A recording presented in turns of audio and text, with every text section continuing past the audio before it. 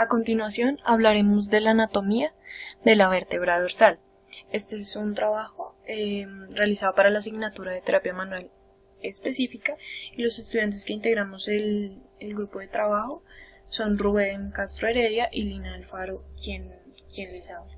Somos estudiantes de la Universidad Manuel A. Beltrán de sexto semestre de fisioterapia. En cuanto a las generalidades de la vértebra dorsal o de las diferentes vértebras dorsales, se puede decir que estas vértebras son consideradas como las más grandes y resistentes en comparación con las vértebras cervicales, como lo evidenciamos en la imagen que se encuentra en el círculo. Además, estas apófisis espinosas de T1 y T2 son largas, aplanadas y lateralmente dirigidas hacia abajo. También podemos identificar que las apófisis espinosas de T11 a T12 son más cortas, gruesas y se proyectan hacia la parte posterior. Comparadas con las vértebras cervicales, las torácicas también tienen apófisis transversas más largas y mucho más grandes. Una de las características que podemos encontrar en estas vértebras son que se articulan con las costillas, con excepción de T11 y T12. También las apófisis transversas presentan carillas articulares que se articulan con los tubérculos costales, lo cual también se caracterizan por tener cuerpos de vértebras. En los cuerpos de las vértebras se caracterizan por tener fositas costales y estas como que facilitan que las cabezas de las costillas se unan. Las articulaciones entre la columna torácica y las costillas se denominan articulaciones costovertebrales y se encuentran en ambos lados de cada vértebra, como lo van a ver a continuación. Esta, digamos que es una de las representaciones que podemos evidenciar de las vértebras torácicas, ¿sí? Dentro de estas encontramos las siguientes estructuras anatómicas.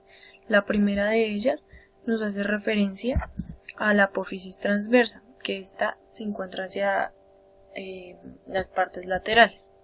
Luego el pedínculo, también podemos encontrar la escotadura de la vértebra superior, la escotadura de la vértebra inferior, una fosita costal superior, que era, como lo decíamos anteriormente, donde se producía como la conexión con las costillas. También una fosita costal inferior, podemos encontrar la carilla articular superior, que se articula con la carilla articular inferior de la vértebra superior. La carilla para la porción articular del tubérculo costal o la fosita costal de la apófisis transversa. También podemos encontrar obviamente el cuerpo. Cada una de las vértebras presenta un cuerpo, que ya más adelante les contaré las características que tiene este cuerpo. También encontramos la apófisis espinosa, que se encuentra en la parte posterior y que también podemos palpar a la examinación fisioterapéutica. Encontramos el foramen intervertebral sí. Y desde una vista superior podemos encontrar, digamos, como las mismas estructuras que les hablé a continuación. Sin embargo, pues voy a volver a hacer como énfasis para recordarles.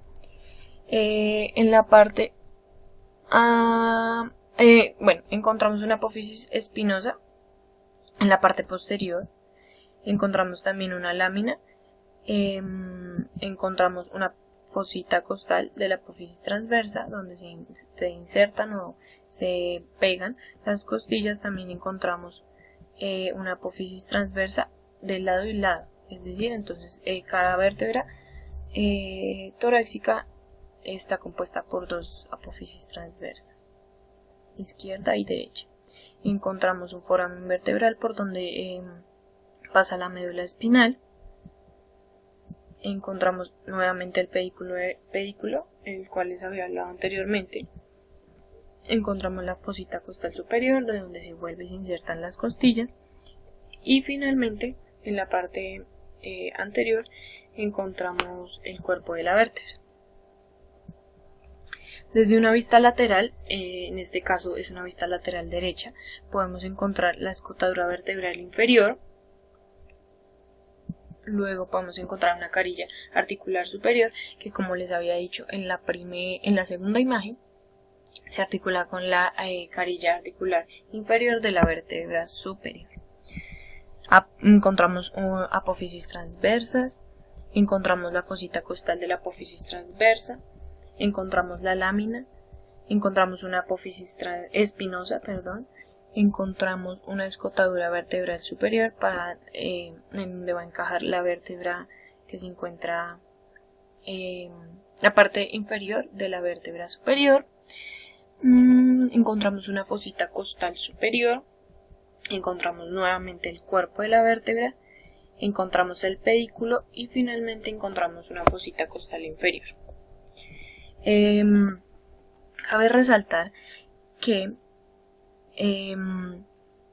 las vértebras torácicas tienen unas particularidades que las hacen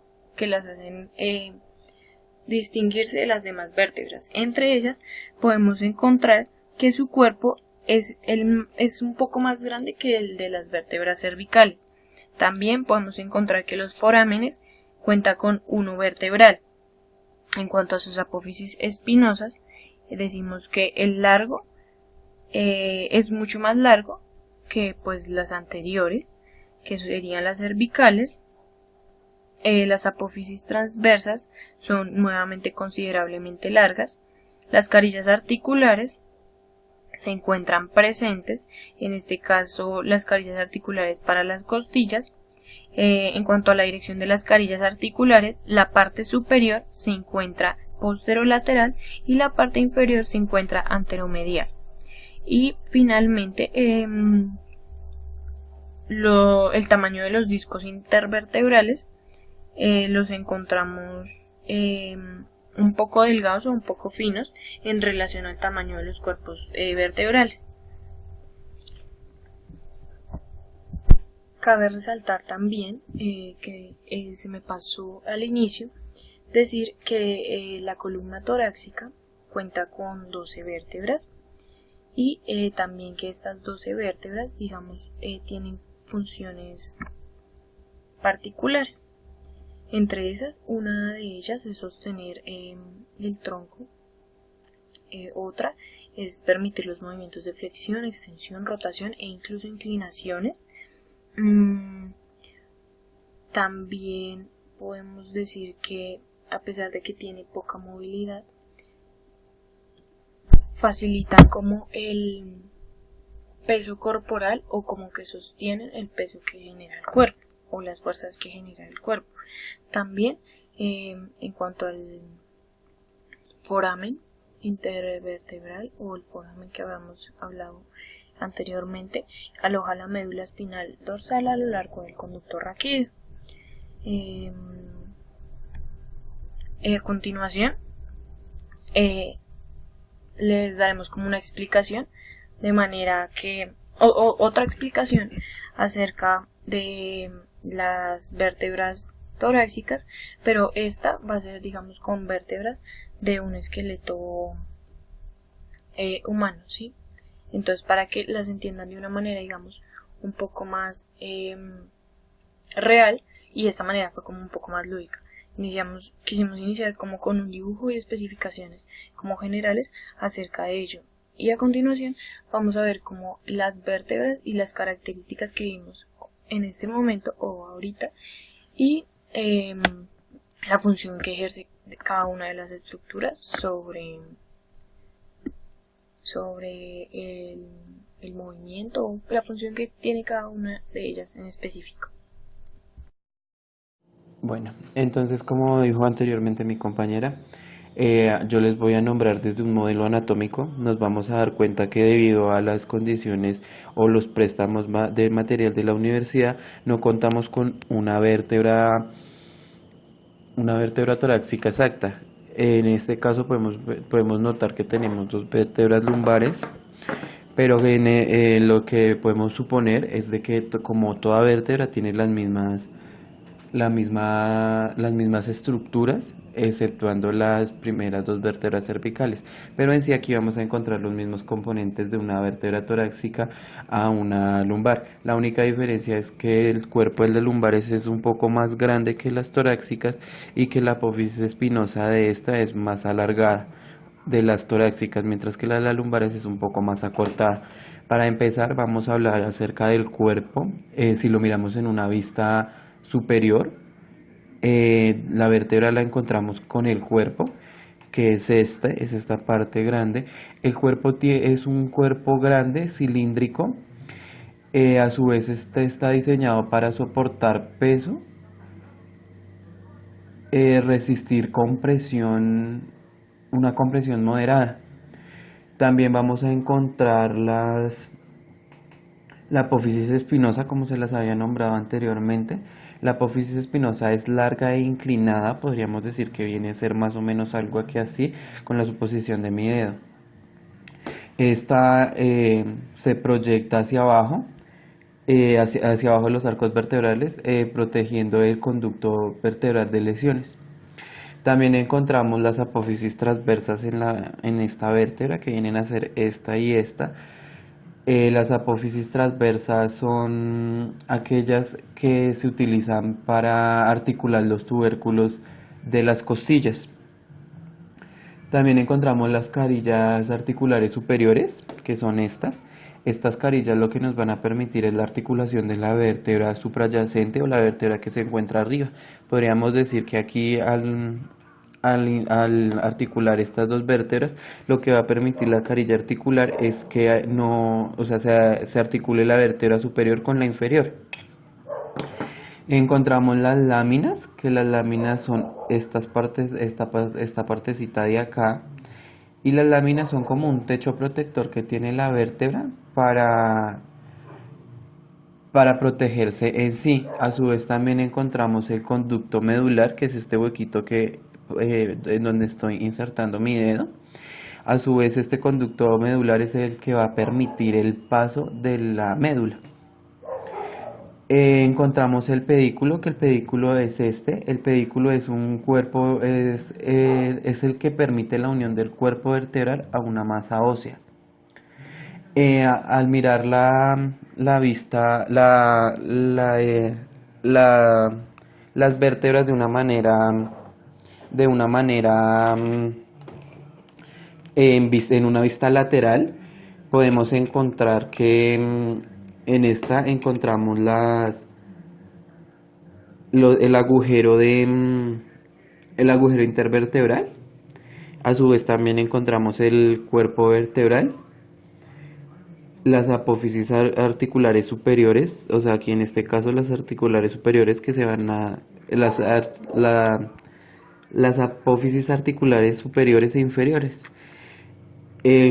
También tenemos que darnos cuenta que la apófisis, entre vértebra y vértebra se va a encontrar un disco, va a haber o va a estar situado el disco intervertebral. En este caso no lo encontramos acá, pero podríamos hacer la suposición de que, como su nombre lo dice, disco intervertebral va entre vértebra y vértebra. La función que tiene este disco es separar vértebra y vértebra, la cual no va a generar una fricción o un roce entre los cuerpos vertebrales. A su vez también tiene la función de ser un amortiguador para la función de la columna torácica. Entonces, como les dije anteriormente, hacemos la simulación de una vértebra lumbar, ya nombrando las partes vistas desde un modelo anatómico. Recordemos que las carillas articulares inferiores la podemos encontrar acá, son estas, las cuales nos van a permitir que en dado caso la siguiente vértebra, la de abajo, se articule con la de arriba. Entonces esto es, muchas gracias por el video y a continuación quedan con la bibliografía utilizada para este trabajo.